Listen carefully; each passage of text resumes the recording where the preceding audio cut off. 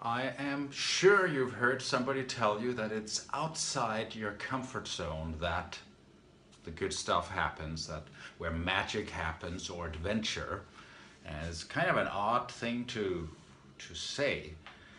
One way of understanding it is in your comfort zone. When you're comfortable, you have a certain routine usually. You know what's going on, you're used to the way things happen, and you don't take very many risks. You stay within what's safe and normal and things you've already tried. So to get somewhere new, you need to obviously do some new things and change something. And that often means being uncomfortable. But we don't like being uncomfortable.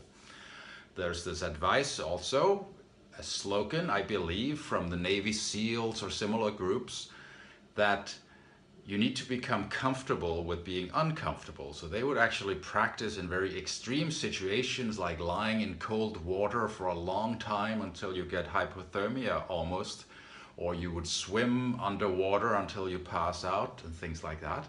And that's in part to train you to push on anyway. That is no reason to quit just because you're a little or a lot uncomfortable. I haven't done extreme things like that. I have tried scuba diving, which was enough of a challenge for me. I was never very good at it, and it's many years ago. I kind of sucked at it. But I certainly learned that you need to get used to many different kinds of uncomfortableness. Like you're underwater 10, 20, 30 meters underwater. You need to breathe very slowly no matter what happens, no matter if you're stressed. And one thing in particular, you're wearing a mask, which in principle covers your eyes and your nose, but the situation is you almost always have a little bit of water in your mask. So my nose is there, and there's water squishing around, and I'm breathing really thick air through this thing that I might take out, and I get water in my mouth. So breathing, I'm usually used to that. That's just air, and that's relatively comfortable. But here you get used to doing it in a very uncomfortable situation. But you're not gonna make it unless you get used to that, okay, there's always a little bit of water in your mask or something.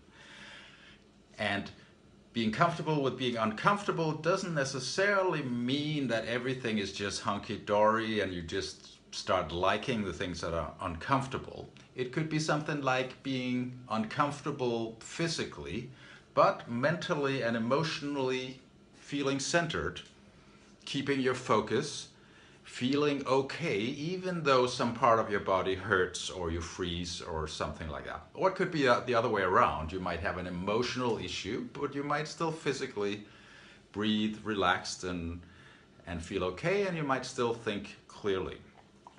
So anyway, whatever it takes, it's probably a good piece of advice to get comfortable with some level of uncomfortableness. It doesn't mean you need to seek out horrible experiences all the time, but I personally have made it a bit of a principle in my life to go outside my comfort zone, to do things I'm afraid of doing, to do things that somehow attract me, but that feel not quite right. I don't know how to do it. I certainly haven't mastered it. I'm afraid. I feel awkward. But there's something there in it. So maybe that works for you too.